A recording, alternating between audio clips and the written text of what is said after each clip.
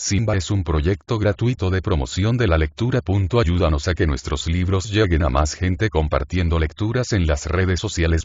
Si puedes y quieres, también puedes hacer una donación para mantener el proyecto y posibilitar que nuestra biblioteca siga creciendo.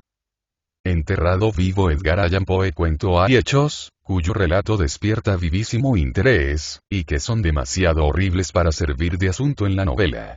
Ningún novelista podría echar mano de ellos, sin grave peligro de disgustar y hasta de hacer daño al lector. Para que puedan aceptarse asuntos semejantes, es indispensable que se presenten con el severo traje de la verdad histórica. Estremece la lectura de los pormenores del paso del Beresina, del terremoto de Lisboa, de la epidemia de Londres, del degüello del día de San Bartolomé, o de la asfixia de los ingleses prisioneros en el Black Hole de Calcuta. Pero son los hechos, la realidad y en una palabra, la historia lo que nos conmueve. Si relatos tales fuesen únicamente parto de la imaginación, no engendrarían más sentimiento que el del horror. He citado unas cuantas de las más terribles y célebres calamidades que la historia consigna. Pero lo que más hiere nuestra imaginación, es la magnitud y naturaleza de esas calamidades. Contemplo inútil advertir que mi trabajo pudiera reducirlo únicamente a escoger entre el inmenso catálogo de las miserias humanas, casos aislados de un dolor cualquiera, más material y más individual, que el que surge de la generalidad de esos desastres gigantescos. Efectivamente, el verdadero dolor, el límite del sufrimiento, no es general, sino particular. Y debemos dar gracias a Dios, que en su bondad no permitió que semejante exceso de agonía lo sufriese el hombre masa o colectivo, sino el hombre unidad o individual. Ser enterrado vivo, es indudablemente el sufrimiento más horrible de los que hablaba antes, y es bien seguro, que habrá pocas personas, entre las que se llaman discretas, que nieguen la frecuencia con que se repiten casos nuevos de sufrimiento semejante, pues los límites entre la vida y la muerte permanecen siempre indeterminados, vagos y tenebrosos. ¿Quién puede marcar el punto en que termina la una y comienza la otra? Sabido es que ciertas enfermedades producen una cesación completa, en apariencia, de las funciones vitales, la cual no es más que una suspensión momentánea de la animación exterior, una especie de pausa en el movimiento de ese incomprensible mecanismo. Algunos instantes bastan para que un principio invisible y desconocido imprima otra vez movimiento a esos maravillosos resortes, y a esos engranajes invisibles. No se ha roto todavía el arco, y aún puede vibrar la cuerda. Es forzoso conceder a priori, que los numerosos ejemplos que todos los días se presentan de interrupción en la vitalidad, justifican la sospecha de que los entierros prematuros deben abundar. Pero además de tan lógica consideración, ahí están para acabar de demostrarla, los médicos y la experiencia. Podría en caso necesario referir un centenar de casos plenamente justificados. Citaré entre otros uno que acaba de producir en Baltimore profunda sensación, y cuyos pormenores son bastante curiosos. La esposa de uno de los ciudadanos más apreciados de dicha población, abogado de gran talento y miembro del Congreso, fue atacada de una enfermedad súbita e inexplicable, en la cual se estrellaron todos los esfuerzos de los facultativos. Al cabo de 1000 sufrimientos, murió o cayó por lo menos en un estado tan parecido a la muerte, que nadie sospechó, ni pudo sospechar, la que dase el más leve soplo de vida. Dilatadas sus enflaquecidas facciones por una larga enfermedad, presentaban la inmovilidad de la muerte. Los ojos vidriosos, los labios con palidez marmórea, y los miembros helados. No se percibía pulsación alguna, y expuesto por espacio de 3 días el cuerpo, llegó a adquirir la rigidez de una estatua. Aceleróse el funeral al cabo, en vista de ciertas señales de descomposición. Se depositó el cadáver en un panteón subterráneo de la familia, que quedó cerrado por algunos años, hasta que el marido quiso hacerse construyese un sarcófago. ¡Qué horrible revelación le aguardaba! Penetra delante de todos en el asilo de la muerte, y no bien abre las hojas de la pesada puerta, cuando un objeto envuelto en un blanco lienzo, cae en sus brazos con un ruido lúgubre. Era el esqueleto de su mujer, encerrado en los pedazos de la mortaja. Examinado todo luego con minuciosidad, no quedó duda de que la desgraciada debió volver en sí, 1 o 2 días después de su entierro, y con los esfuerzos hechos al tornar a la vida, cayóse el féretro desde una especie de nicho o cornisa en que estaba colocado, y se rompió contra el pavimento. De suerte que la infeliz, hubo de verse libre así, de la caja en que la encerraron. En los primeros peldaños de la estrecha escalera por donde se bajaba al tenebroso recinto, yacía un trozo grande de la caja, del cual debió servirse probablemente la mujer del abogado, con la loca esperanza de batir en brecha aquella firmísima puerta, o con el más acertado fin de llamar la atención. Allí debió desmayarse, a no dudarlo, de cansancio y morir a poco de terror y de hambre. Enganchado el lienzo de la mortaja a un saliente cualquiera del herraje, pudrióse de pie y quedó de aquella manera, colgada a la puerta de su tumba. Otro caso de inhumación prematura, ocurrido en 1810, demuestra que muchas veces la fábula, no llega en rarezas hasta donde alcanza la verdad misma. La heroína de esta historia, Victorina la Fourcade, muchacha de buena familia, rica y de notable hermosura, tenía, como es natural, muchos pretendientes, de los cuales uno era un pobre periodista o literato, llamado Julián Bossuet, cuyo talento y bello carácter produjeron no poca impresión en la joven, que a poco hubo de enamorarse. Sin embargo, el orgullo venció al amor, y Victorina se casó con un tal M. Renelle, especulador diplomático, muy ensalzado en la bolsa, quien no tardó en olvidarse de la mujer, a la cual hasta se dijo maltrataba. Después de algunos años de matrimonio nada feliz, una enfermedad, ayudada por muchos disgustos, produjo la muerte de Victorina, o al menos un estado tan parecido a la muerte misma, que todos hubieron de engañarse, y se la enterró, no en una bóveda, sino en el cementerio de la aldea en que había nacido. Desesperado Julián, sale de París, y a pesar de la distancia, se pone en camino, con el romántico fin de apoderarse de las sedosas trenzas, de aquella a quien tanto amó. Viaja sin detenerse un solo momento, y llega a la tumba de Victorina. A la medianoche desentierra el féretro, lo abre, y cuando ya se disponía a cortar la deseada cabellera, estremécese al ver que me. Renelle abre dulcemente los ojos. La habían enterrado viva, y su amante llegó en el momento en que salía de su profundo letargo. Medio loco de gozo, la coge Julián en brazos, y la lleva a la habitación que tenía en la aldea. La aplica cuantos medios le sugieren sus conocimientos, bastante grandes en medicina, logrando al cabo volverla a la vida y darse a conocer por su Salvador. Permanece a su lado, teniéndola oculta a los ojos de todo el mundo, y consigue poco a poco restablecer nuevamente su salud. Como el corazón de la pobre mujer no era de mármol, y como también tenía hartos motivos de arrepentimiento, por haberse dejado arrastrar de la vanidad y del orgullo, se dio al fin a su primer amor. En lugar de volver a casa de su marido, ocultó su resurrección, y se marchó a América con su amante. Pasados 20 años, creyó la dichosa pareja poder volver a Francia, pensando que los estragos del tiempo, no permitirían a los amigos de Madame Renelle reconocer sus facciones. Se engañaron, sin embargo, porque así que el banquero la encontró, hubo de reconocerla y mandarla se viniese con él. Negóse ella rotundamente y el asunto vino a los tribunales. Los jueces sentenciaron a favor de la mujer, apoyándose en que una separación de 20 años, acompañada de circunstancias excepcionales, había legal y moralmente destruido los derechos del marido.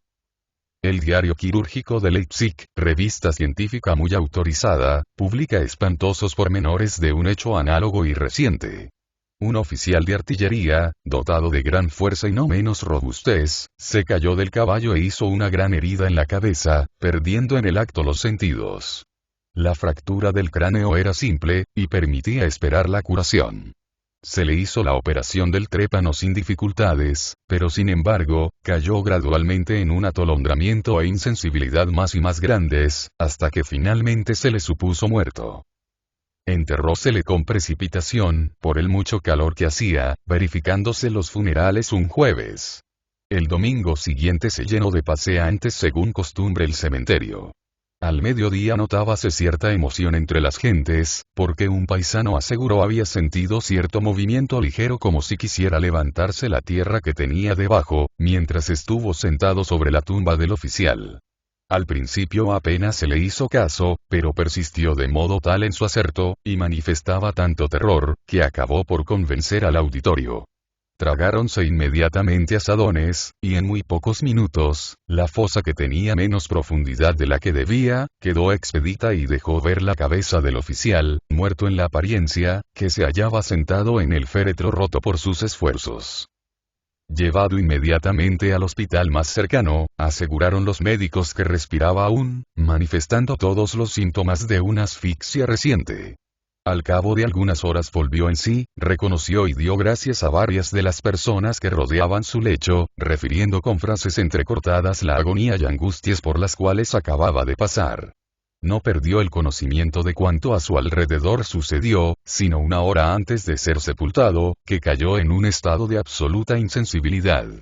Rellenada precipitadamente la tumba con tierra muy porosa, no quedó cerrado del todo el paso al aire. El ruido de los honores fúnebres que se le hicieron, por razón de su grado, es decir, el fuego del pelotón que disparó encima de la sepultura, le despertó únicamente. En vano trató de que le oyesen, porque el lúgubre silencio que a poco reinó, le puso en el caso de apreciar la horrible situación en que se hallaba. Gracias al cuidado que con el enfermo se empleó, se consideraba como muy probable el completo restablecimiento, cuando murió víctima del charlatanismo de los experimentos médicos. Púsosele en relación con una batería galvánica y falleció presa de uno de esos paroxismos estáticos que las más veces provocan. La cita que acabo de hacer de la batería galvánica, me recuerda a otro ejemplo, en el cual un medio idéntico, dio por resultado volver a la vida a un abogado joven de Londres, que había permanecido 2 días enterrado. Este suceso pasó en 1831, y llamó la atención bastante para que aún se acuerden muchos de mis lectores. Edward Stapleton, murió al parecer de un ataque de fiebre tifoidea, complicada con varios síntomas extraordinarios que llamaron mucho la atención de los médicos y excitaron su curiosidad. Rogaron por esto a los parientes del supuesto muerto, les permitieran hacer la autopsia del cadáver, pero se les negó la autorización. Como suele suceder en tales casos, los médicos resolvieron exhumar el cadáver secretamente y disecarlo luego a sus anchas. Tomaron sus medidas al efecto, y gracias a la cooperación de los muchísimos resucitadores que tanto abundaban en Londres en aquella época, la misma noche que siguió al día del entierro, se sacó el cadáver de una fosa de 8 pies de profundidad, y fue llevado a una sala de disección, inmediata a la casa de un profesor. Acababa de practicársele una incisión bastante extensa en el abdomen, cuando la carencia de todo rastro de descomposición, sugirió la idea de hacer algunos ensayos de galvanismo. Hiciéronse varios experimentos sin resultado que pudiera decirse notable, observándose únicamente, que los movimientos convulsivos impresos al cadáver, producían una imitación mucho más exacta de los de la vida que los que se observan ordinariamente. Hacíase tarde, y próximo el amanecer, se trató al fin de proceder a la disección. Mientras tanto un estudiante, ansioso de hacer cierta experiencia, sobre una teoría especial suya, quiso verificar el último ensayo, poniendo en comunicación la batería con uno de los músculos pectorales. Practicó una incisión profunda con un golpe de escalpelo, y luego introdujo en ella el conductor metálico. A su contacto el cadáver se levantó con precipitación, pero no de un modo convulsivo. Se puso de pie, llegó hasta el centro de la sala, arrojó alrededor de sí una mirada inquieta y luego habló. Lo que dijo no fue inteligible, distinguiéndose bien las sílabas, pero no el sentido. Después de hablar se desplomó sobre el pavimento. Quedáronse los circunstantes inmóviles algunos momentos, de espanto y de terror. Pero inmediatamente lo urgente del caso les volvió la serenidad. No cabe duda de que Stapleton está vivo y acaba de caer en un síncope, bastando algunas gotas de éter para volverlo en sí. Mientras hubo el más pequeño peligro de una recaída, se guardó un profundo secreto sobre su resurrección, pero es difícil imaginar la sorpresa y la alegría de sus amigos, cuando ya pudo comunicárseles la aventura nueva. Lo más interesante de este suceso, es lo dicho por el mismo Stapleton, que asegura no haber tenido un solo instante de insensibilidad y que sabía, de un modo vago y confuso, todo cuanto sucedía, desde el momento en que los médicos le dieron por muerto, hasta caer desmayado sobre el pavimento de la sala de disección. Estoy vivo. Fueron las palabras incomprensibles que pronunció al reconocer el lugar donde se encontraba. Fácil sería por demás citar una infinidad de casos semejantes. Pero me abstendré de hacerlo porque creo no sean necesarios tantos ejemplos. Cuando se piensa en lo difícil que es descubrir semejantes hechos, y de los muchos que, sin embargo, se descubren, no es dable dejar de convenir, en que muy frecuentemente habrán de suceder, por más que casi siempre lo ignoremos. En efecto, siempre que por cualquier motivo se remueven en un espacio, por corto que sea, los cadáveres de un cementerio, es muy raro no encontrar algunos en posturas que inspiran horribles sospechas. Horribles sospechas. Pero menos horribles que la realidad. No hay suplicio alguno que pueda producir tal paroxismo y tan espantosa combinación de sufrimientos físicos y morales.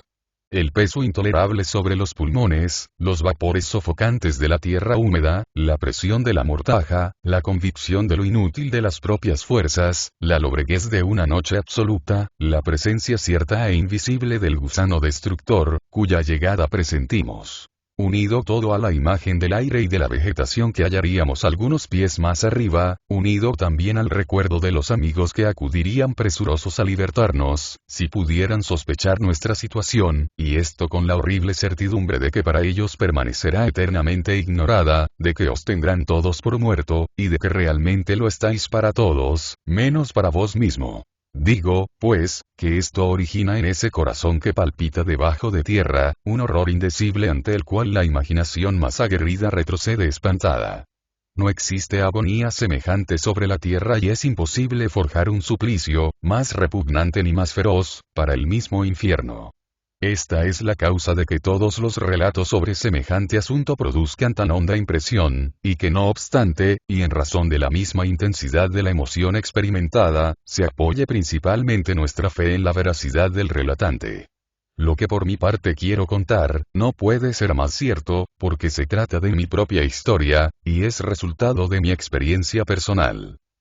Hace muchos años padecía yo ataques de esa enfermedad singular, que los médicos llaman catalepsia, a falta de otro nombre más característico. Sin embargo, de que las causas inmediatas y originarias, así como el diagnóstico de dicha enfermedad sean aún un misterio, los síntomas son bastante conocidos y varían únicamente en la intensidad. A veces el sueño letárgico solo dura 24 horas. El enfermo permanece inmóvil e insensible en la apariencia, pero se anuncian débilmente los latidos del corazón, mientras un resto del calor y una coloración, aunque ligera en las mejillas, indican que la vida ha huido completamente del cuerpo. Acercando un espejo a los labios puede apreciarse la existencia de una respiración torpe, desigual y vacilante. En otros, por el contrario, dura ese sueño de plomo semanas enteras, y el más detenido estudio y las más rigurosas pruebas, no bastan a descubrir diferencias aparentes entre el estado del enfermo y el de un cadáver. Frecuentemente aquellos que padecen esta rara enfermedad, no pueden libertarse de una larga agonía, sino gracias a sus amigos, que sabedores de que se hallan sujetos a tales accesos, se obstinan hasta los últimos momentos en dudar de su muerte, y no ceden sino a la vista de la descomposición. Felizmente la enfermedad sigue una marcha progresiva. Sus primeros síntomas son fáciles de reconocer, los accesos van creciendo en duración y en intensidad, debiéndose a esta progresión que sean menos las probabilidades de entierros prematuros. El infeliz, cuyo primer acceso tuviera la gravedad de las crisis subsecuentes, sería no dudarlo encerrado vivo en el féretro. La enfermedad, de que adolecía yo, no se diferenciaba en circunstancia alguna importante de las señaladas en las obras de medicina. A veces, sin causa aparente, caía insensiblemente en síncope. Me acostaban. Quedaba tendido en la cama sin poder levantar un dedo, y hasta privado de la facultad de pensar, pero con un sentimiento vago e indefinible de la existencia y presencia de cuantos sucesivamente se acercaban a mi cabecera, hasta que una nueva crisis de la enfermedad me arrancaba de aquel letargo. En otras ocasiones me sentía atacado súbitamente, presa de un vértigo, abrumado de abatimiento, y transido de frío quedaba en pocos instantes completamente atolondrado e inerte.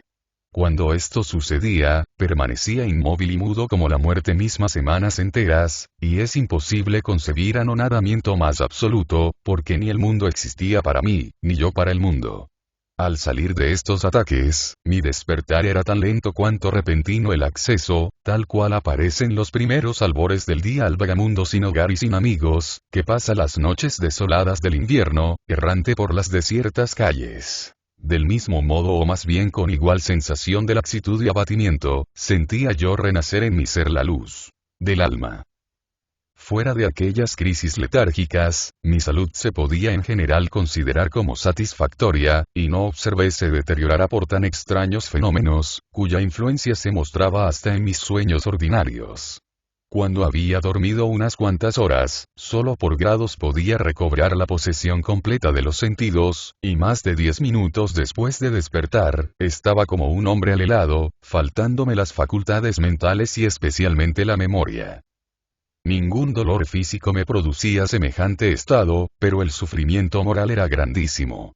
Convertíaseme la imaginación en un osario y no veía más que catafalcos, gusanos, esqueletos, médicos, tumbas, epitafios y mortajas. Sumido en ensueños de muerte, no podía separar de mi cabeza la idea fija de un entierro prematuro a que me suponía predestinado. El pensamiento del horroroso peligro a que me hallaba expuesto me acosaba incesantemente. Era de día mi tormento y de noche se convertía en suplicio. Así que las tinieblas envolvían la tierra, estremecíame con indecible espanto y temblaba como los penachos fúnebres que el viento agita en los 4 ángulos de un carro mortuorio. Más tarde, cuando rendida la naturaleza no podía luchar contra el cansancio de una vigilia prolongada, solo después de un violento combate cedía al sueño, porque me estremecía al pensar que pudiera despertarme dentro del féretro. Así que cuando al fin llegaba a dormirme, era únicamente para caer sin transición en una región de fantasmagorías sepulcrales. Estos ensueños aterradores, que así turbaban mi reposo durante la noche, extendieron también su sombría influencia hasta sobre mis horas de vigilia. Distendidos los nervios completamente, fui presa de perpetuos terrores. Ni me atreví a montar a caballo, ni pasear a pie, ni entregarme a ningún ejercicio que me alejase demasiado de casa, y finalmente, titubeaba antes de aventurarme a estar separado de aquellos que conocían mi enfermedad, receloso de que gentes extrañas, viéndome en una de mis crisis habituales, me creyeran muerto. Dudaba de la fidelidad y de las promesas de mis mejores amigos, persuadido de que ante un paroxismo de mayor duración que los ordinarios, acabarían por dejarse convencer de que mi muerte definitiva era indudable. Hasta llegué a suponer, que con el fastidio continuo que les causaba, se alegrarían de encontrar en un letargo duradero, pretexto para librarse de mí. En vano trataban de tranquilizarme con reiteradas protestas y promesas, pues no paré hasta exigirles me jurasen de un modo solemne, que por nada en el mundo dejarían fuese enterrado, antes de que la descomposición llegara a un grado que quitase toda duda respecto a la certidumbre de mi muerte. Ni aun este juramento bastó para tranquilizarme, para disipar mi terror perpetuo. Así es que tomé multitud de precauciones originalísimas.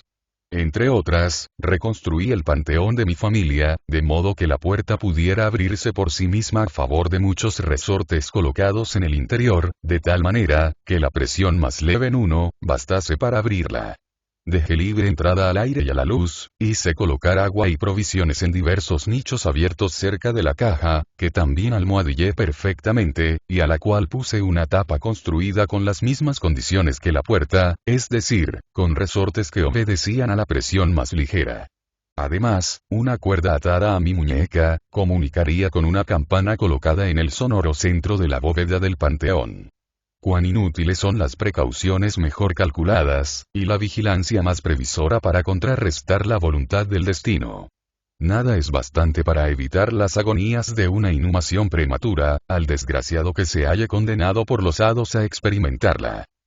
Un día, como otras muchas veces me había ya sucedido, sentíame renacer, por decirlo así, gradualmente, a una vaga percepción de la vida. Y con lentitud, muy lentamente, miraba dibujarse la aurora apagada y tibia del día físico.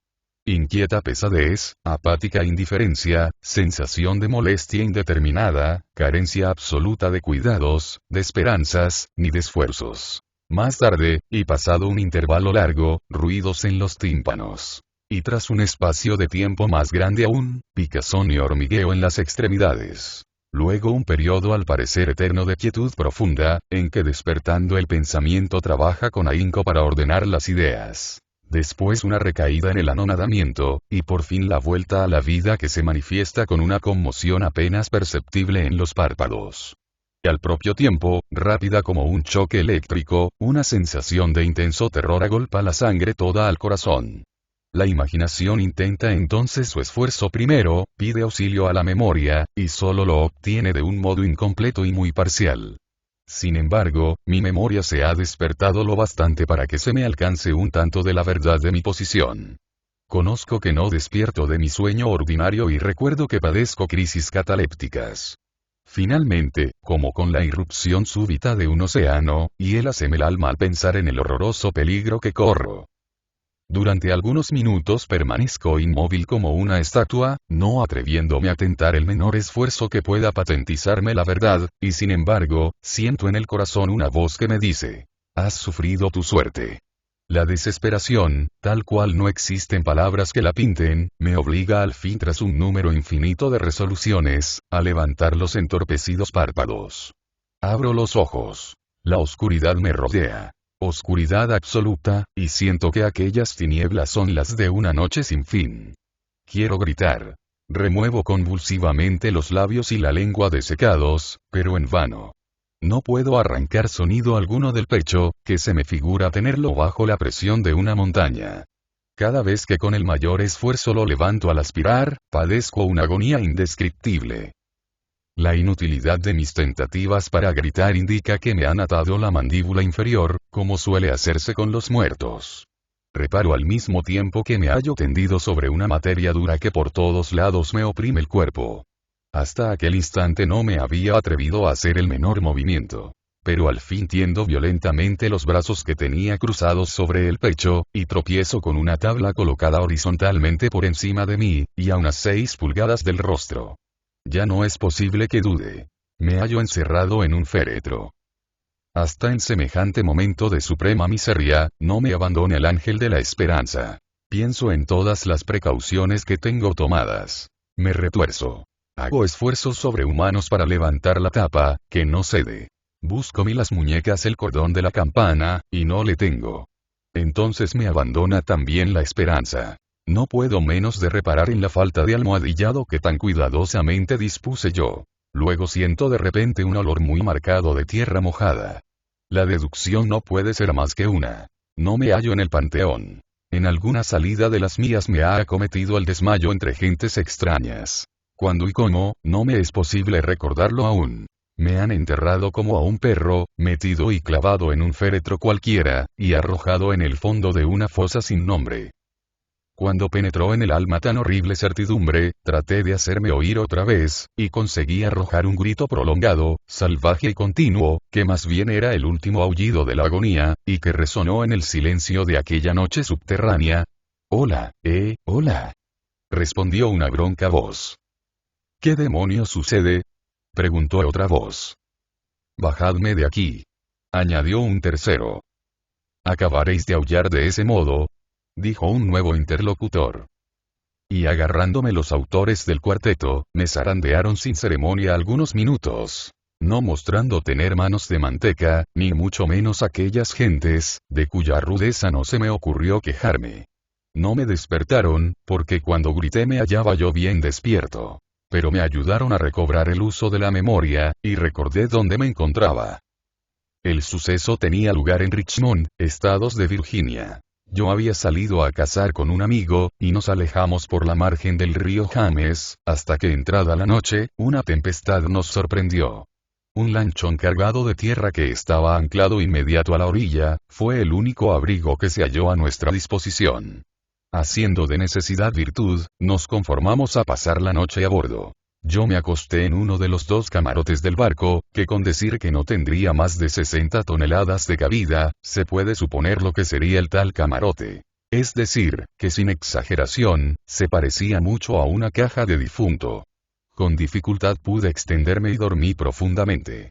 Así que mi fantasma, pues no era ni sueño ni pesadilla, fue consecuencia natural de las circunstancias en que me encontré, del carácter ordinario de mis pensamientos, de la dificultad que tenía para coordinar mis ideas, y sobre todo para recobrar la memoria después de un sueño largo. 2 hombres de los que me agarraron, formaban parte de la tripulación, y los otros 2 habían venido para ayudarles a descargar el barco. De la carga misma procedía el olor terroso que sentí, y la venda que me rodeaba la cabeza era simplemente un pañuelo que me puse por carecer del gorro de noche que solía ponerme en la cama. Sea como se quiera, experimentó tormentos completamente iguales a los que me hubiera producido un entierro verdadero. Fueron horribles, atroces, imposibles de describir. Pero como no hay mal que por bien no venga, el mismo escaso de impresión me produjo una revolución saludable. Mi alma adquirió tono y se vigorizó. Me acostumbré a salir. Me entregué a ejercicios violentos. Respiró el aire libre. Quemé mis libros de medicina. El tratado de Buchan. Dejó de leer las sepulcrales noches de Young, a quien debería llamarse el poeta zampamuertos, y evitó con la mayor energía y voluntad toda clase de cuentos como este, que me produjeran pesadillas. Desde entonces no volví a tener aquellos terrores fúnebres, y desaparecieron mis ataques de catalepsia, que sin duda debían ser la consecuencia y no la causa de aquellos sustos. Hay ocasiones en que, hasta examinándolo con el frío escalpelo de la razón, puede parecer un infierno el mundo de nuestra triste humanidad. Porque la imaginación del hombre no es un mago que pueda impunemente explorar todas las cavernas. La tenebrosa legión de horrores que he descrito no es fantástica, pero es muy peligroso evocarla. Porque asemejándose mucho a la de los demonios que acompañaron a Afrasiab cuando bajó al Oxus, devoran al que los despierta. Publi.